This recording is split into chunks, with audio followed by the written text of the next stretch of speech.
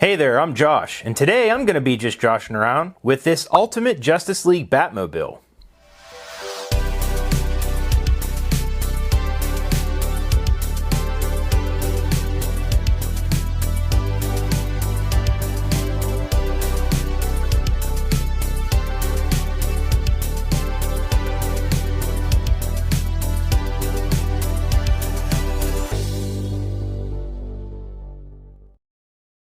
I've actually had this Batmobile sitting on the floor of my theater room for the past 3.5 years. Despite the fact that it's an amazing collectible, I never really felt the need to talk about or do anything with it for a video. It was put out alongside the theatrical release of Justice League back in 2017, and I think that as my opinion of that movie steadily declined over time, subconsciously so did my appreciation for this beautiful piece of plastic.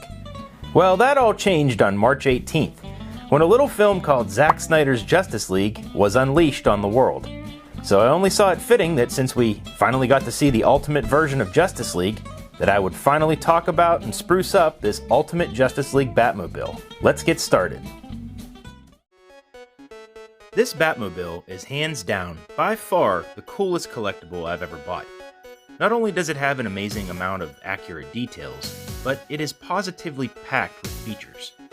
And if you're wondering, yes, I did place it back in its original box so that I could, take it back out again. Like an unboxing, to show you everything. Okay, well, it made sense to me, so get off my back.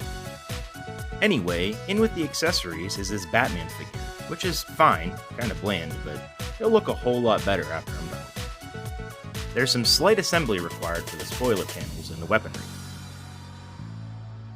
I got the battery all charged up, and then installed it behind this little removable secret side panel. Then, after pairing the car to my phone through the app, it was ready to fire up. This thing is essentially a radio-controlled car that uses the phone to control it over Wi-Fi.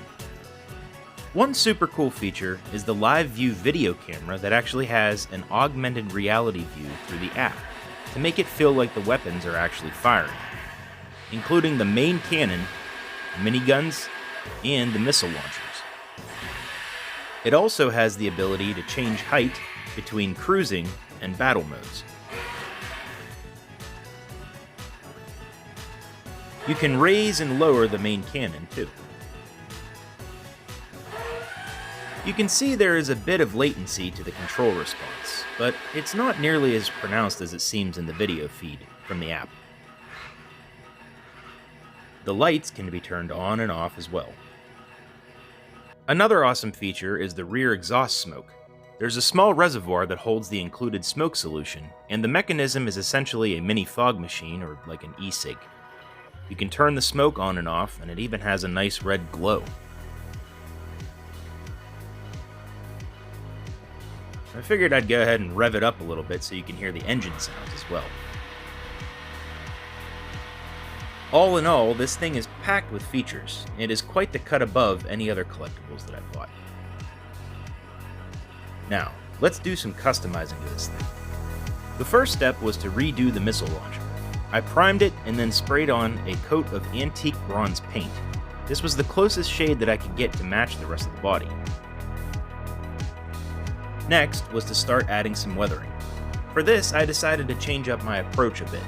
Instead of slathering on a bunch of shoe polish like I normally do, I used this Tamiya panel liner that was recommended to me by several people in comments on past videos. And I gotta say, I really like how this stuff works. First off, it's way less messy, but it's cool because you just apply a tiny bit with a little brush and it wicks its way into all the grooves and recessed bits of the body. It's not something that's gonna outright replace shoe polish as a weathering technique for me, but it worked really well. Speaking of shoe polish, I did still use some in spots to fill in and muck up some larger areas. And as you'll see in a moment, I used some model paints to add some details here and there. And then I used some silver rub and buff for all the dry brushing. Since that's all fairly straightforward, I figured I'd go ahead and speak a little bit about the film, Zack Snyder's Justice League. First off, this film shouldn't even exist, but the mere fact that it does is just incredible. Of course, without the zealous, exhaustive campaigning of the fans and the willingness and passion of Zack Snyder himself, it wouldn't have existed. but thankfully it does. To say I had high expectations for this film would be an understatement, but even considering that, my expectations were completely blown away. I loved it, like pretty much every bit of it. I have maybe a couple minuscule complaints about the film, but overall, it was just amazing. While the main story beats and the plot points are largely similar, the journey between those points is given the time and context to be fully experienced and appreciated. The characters actually feel like, well, characters instead of one-dimensional plot devices. The visuals are breathtakingly beautiful, and the sound design and music are just phenomenal. While this film is a culmination of the efforts from many different craftsmen and artists, it is told with a distinctly cohesive voice by a storyteller who finally got to tell the story that he set out to tell. Needless to say, I can't recommend it highly enough. This is just my overall opinion that I tried to briefly summarize. It's kind of like a Whedon-cut of a review. If you want to hear the more in-depth Snyder Cut review, be sure to check out my other video. I'll put a link in the description. For now though, let's get back to the task at hand. Like I already mentioned, this included Batman figure is decent, but a little on the bland side. Let's see if we can change that. First, let's get this crappy cape out of the way. Now one thing this tactical suit has is a lot of layers. Let's try to highlight that. It looks like he has his base suit on underneath, with all the extra protection over top. He's got a lot of straps to hold everything in place. And he's got a layer of what looks like some maybe leather or rubber or Kevlar padding. And then all the armor plating on top.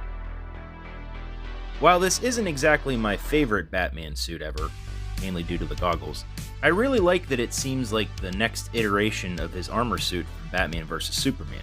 Still built for extra protection, but with more mobility in mind.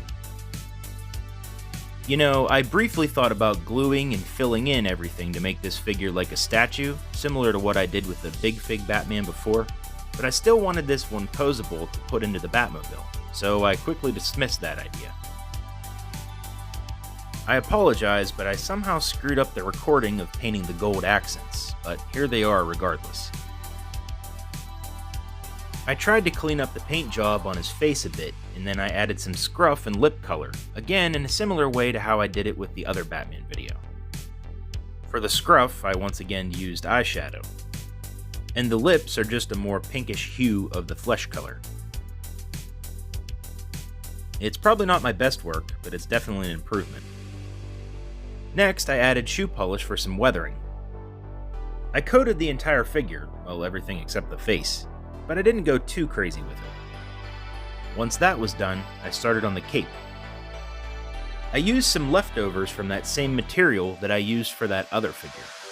I traced out the shaping for it, cut it all out, and then glued it into place. And with that, this figure and this project were complete. Like I mentioned at the start, this Batmobile collectible was already amazing, but I think the customization, though minimal, really adds to it, and I'm really happy with the figure, which I think looks pretty darn close to the movie version, but at the very least, better than the original. All in all, I'm thrilled with not only how this project turned out, but just how awesome this collectible is in general. I feel like now I need to have a more prominent display for this collectible. It's just so darn big. I'll have to try to think of something. I love how the car looks, but to be honest, I loved it before too.